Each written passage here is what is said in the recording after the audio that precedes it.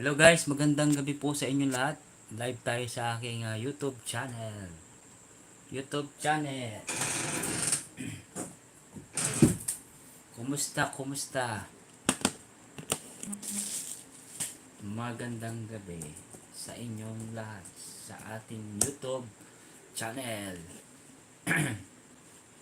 YouTube channel po.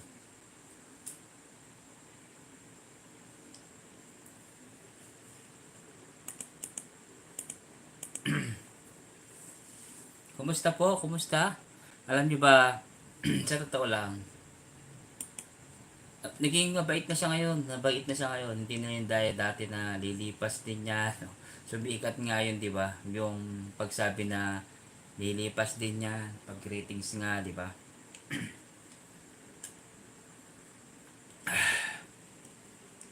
Kumusta, kumusta, kumusta po kayong lahat? Magandang gabi sa inyong lahat. Magandang gabi sa inyong lahat. Bagitayin muna natin viewers natin. Okay.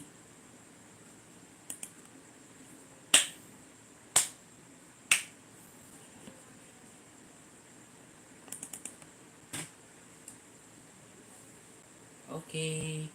Shout out. Magandang gabi po sa inyo lahat.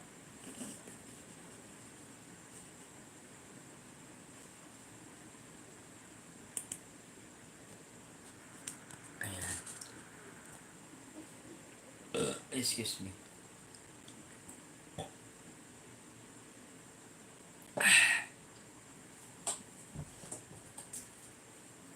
Diba, ang dami nangyari sa kanya kasi nga ang dami ng mga blessing na dumating sa kanya kasi nag-open na yung kanyang pangalawang Pares Overload, diba? Yung pangalawang branch niya sa Quezon City yun eh. Pero maganda yung ano yun, maganda yung pwesto at maganda rin yung kanyang mga nakalagay doon. Tapos, same lang din, naka POS na rin sila. Kaya maganda rin yung pagbabago. Magandang gabi sa inyo. Sa mga nandito guys pasok lang kayo. Pasok, pasok, pasok. Mag-like nga tayo. Kasi laban nagla-like.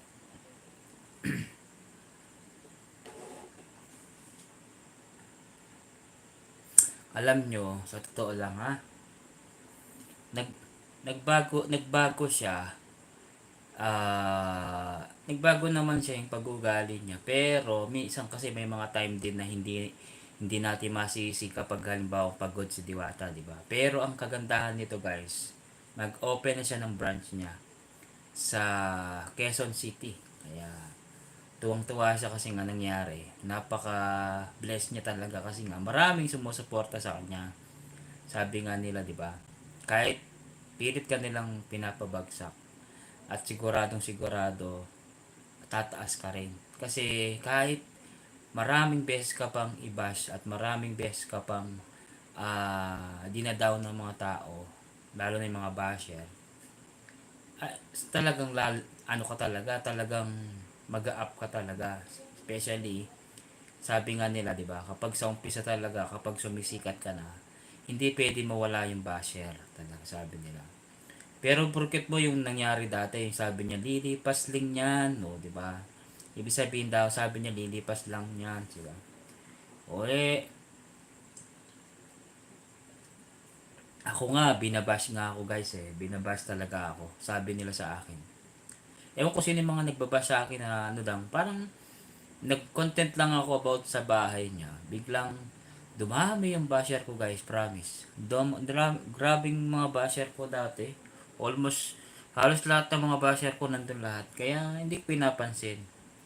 Pero ganyan talaga ang buhay guys kasi the more na marami kang basher, lalo kang makikilala kapag ganyan. Napakaraming basher. Hindi hindi kasi lahat guys, hindi lahat kasi ng mga tao gusto ka. Hindi lahat ng tao ay magugustuhan kanila. Hindi lahat ng tao susuportahan kanila. Hindi lahat ng tao ibabash kanila. Ganyan talaga ang social media guys. Kapag pumasok ka sa social media, number one dyan ang kalaban mo is yung Kapag yung damdamin mo kasi kapag halimbawa hindi mapigilan, di ba? Minsan kapag nakita mo at narinig mo sa kanila na galing sa kanila na may mga bad words na silang sinasabi sa iyo, mga ganyan. Kailangan lumaban ka, guys, kasi hindi po lahat ng mga tao is napipis mo sila.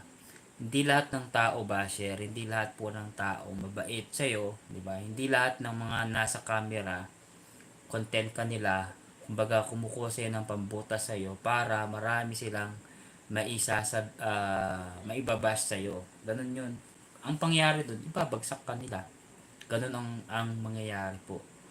Kasi sa social media, guys, hindi ka pwedeng walang basher, hindi ba pwedeng mabait ka lang. Hindi pwede. Kasi kahit anong mangyari, marami ka pa rin ibabash sa'yo. Ganun po talaga. Ako nga po na-experience ko na maraming basher, napakaraming basher. Pero hindi ko pa rin pinapansin yung mga basher ko kasi tuloy-tuloy lang ako sa paggawa ng content. Sige, go, go, go lang. Hello Ace, shout out sa iyo, Ace ng Italy. Maraming salamat po, ayan. Shout out po, maraming salamat sa pagtamsak nyo ng Ace. Ace pala. Matagal-tagal na rin ako hindi nagla-live, guys. Pero kasi the more na marami kasing mga ito guys, bilang isang vlogger, bilang isang content creator, na hindi naman ako against sa kanya kasi nga maraming mga naninira sa tao kasi kapag sumisikat ka na at nakikilala ka na sa social media, hindi possible na wala magbabash sa iyo. Ako nga guys, sobrang dami ng mga nagbabash. Hindi ko lang masyadong pinapansin. Ang pinapansin ko, yung mga good feedback. Yun ang pinapansin ko talaga. Hindi ko pinapansin yung mga bad feedback. Kasi kapag bad feedback ang mangyayari, walang mangyayari sa'yo guys. Promise. Yun ang masasabi ko po sa inyo lahat. Sa lahat po ng mga nandito, huwag niyo pong kakalimutan guys isipin lagi kapag content creator kayo, vlogger kayo. Given na yan. Given na po yung yung basher, given na yung mga nambubuli sa'yo, tanggapin mo na lang. Basta kung may mga nabasa ka man na medyo hindi ka nais-nais, huwag ka nang magsalita.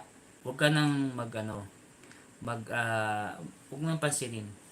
Ako, napakarami pero kahit, kasi doon mo mapipigil yung parang, ano ba, di ba? Ang pangalan doon, sama ng loob mo. Pero nung nakikita ko si Diwata, guys, okay naman siya, mabait siya. Mabait siya. Pero nung hinanes review ko yung Pares Diwata niya tsaka yung ang dami nagalit sa akin, grabe. Pero totoo, ang dami nagalit. Kumbaga sinasabi ko lang yung honest review ko sa paggawa ng content, di ba? Kasi sa totoo lang guys, hindi ko naman hindi naman ako basher niya.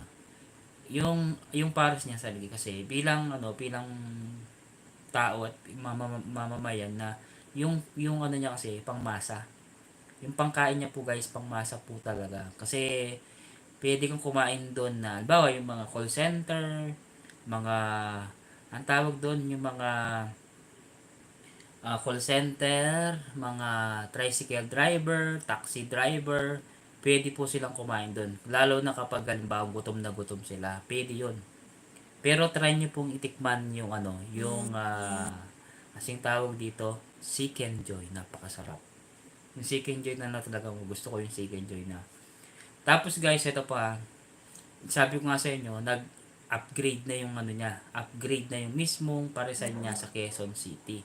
Kaya, di ba, swerte siya kasi nga napupunta na yung mga pares niya sa iba-ibang lugar. Malay mo, soon, nasa Mindanao na siya, nasa Visayas, o malay mo, nandito na sa Tarlac, di ba? Pero, sabi nga nila, di ba, mas marami kang branch, mas maganda. Kasi, possible ba, yung isa bumagsak siya, may may alternative na branch, di ba? Mabait po talaga siya. Pero minsan kasi, hindi natin masasabi kasi may mga time na meron tayong moody tsaka hindi moody, di ba? Kaya, salamat po sa mga nandito guys. Kahit marami pong nagbabash sa akin dito sa mga content ko, okay lang.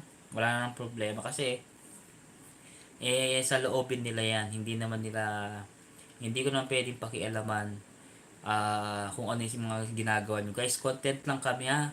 Huwag sana kayo magalit kasi content creator kami, vlogger po kami. Sana huwag nyo pong damdamin kung ano man po yung mga sinasabi namin, kino-content namin ha.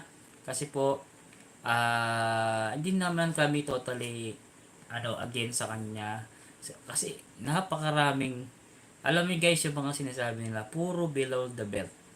Sa akin nga, ang dami na sinasabi sa akin eh. Sinasabi sa akin daw, malaki daw yung ilong ko, barugan daw yung aking mukha. Huwag kang mag-alala, sabi ko, kapag lumaki yung sahod ko dito at yumaman ako, sabi ko, number 1 na yan, sabi ko sa kanya. Pero hindi ko masyadong pinapansin guys. Nagpo-focus lang ako sa mga content ko, sa ginagawa ko everyday. As long na wala kang ginagawa masama at pinapakita mo sa tao na kaya mo, 'di ba? Ganun 'yun. Kaya kayo po mga nandito ha. Alam ko marami pong mga viewers na nakikinig sa akin ngayon. At sa mga viewers po na bago pa lang, ayan, please po paki-subscribe niyo po ako sa YouTube channel ko guys. Please, sana gawin niyo na akong 20k na. Sana po 20k na po ha. Basta yun lang ang masasabi ko po sa inyo guys at sana kung ano man po yung mga ina-upload ko sana wag po kayo magalit. Kung magalit po kayo, okay lang, walang problema. Kasi as long na wala naman akong ginagawa masama, di ba? Basta content lang guys ha, content lang to. Huwag kayong magalit ha. Kung against po kayo at pag nagagalit kayo, lagyan ng smile. Lagyan ng smile tsaka puso-puso, no? Okay? Yung gumagalaw na yung mga ang tawag dito sa taas ng bubong namin. Mga daga.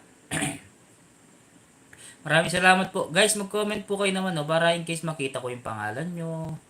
Nandito po kasi napakarami yung viewers. Mag-comment po kayo, huwag po kayo mahiya. Mag-comment po kayo dyan sa baba. Ako, hindi na wala nang problema sa akin kung magko-comment. Sa shoutout ko po kayo kung anong mga pangalan nyo, taga saan po kayo. Diba? Meron din na po akong Facebook account guys ha. Edward Lacsina rin po. Paki-follow nyo na rin po ako doon sa Edward Lacsina na Facebook. Ayan, puntahan nyo na rin po ako doon ha. Kasi meron na akong doon, nasa 200 plus followers na ako, 200,000. Dito medyo bumaba kasi hindi pa ako masyadong dito guys, kilala. Gusto ko kasi dito sana maka silver button lang ako guys. Masaya na ako. Okay na ako doon. Yun ang goal ko guys. Silver button lang dito. Masaya na ako. Kaya sana guys, suportahan nyo po ako kung ano po yung mga ginagawa ko. Sana wag po kayo magalit ha. Okay?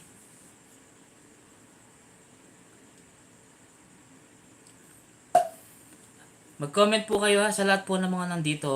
Mag-comment po kayo ha. Huwag po kayong magalit. Ay, huwag kayong magalit. Huwag kayo pong mahiyang mag-comment. Sa lahat po ng mga nandito. Ari ko. Magandang gabi. Comment kayo. Comment guys. Sa lahat po na nandito. Ito. May papakita po ako sa inyo na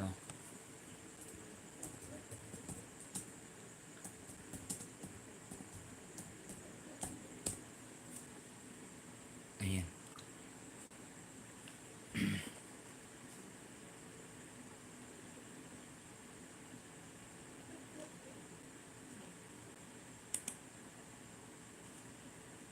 Ito yung bago niyang branch guys oh. Panoorin niyo. Ito.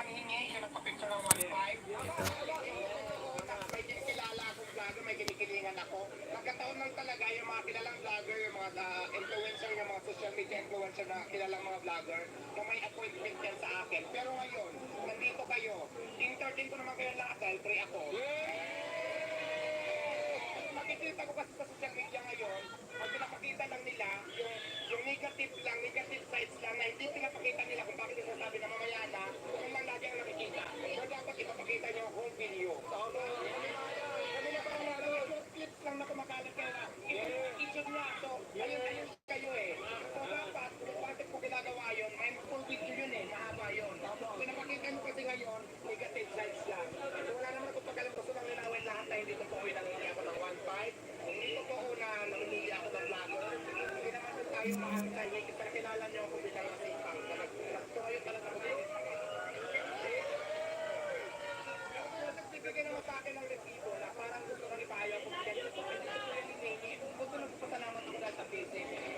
tanggihan ko na nag-offer sa'yo ng leasing.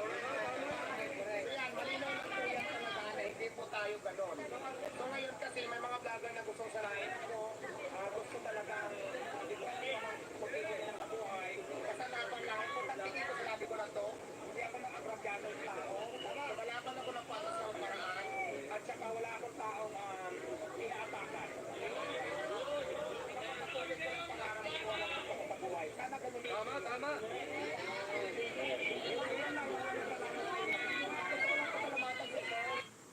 Yun, wala na guys.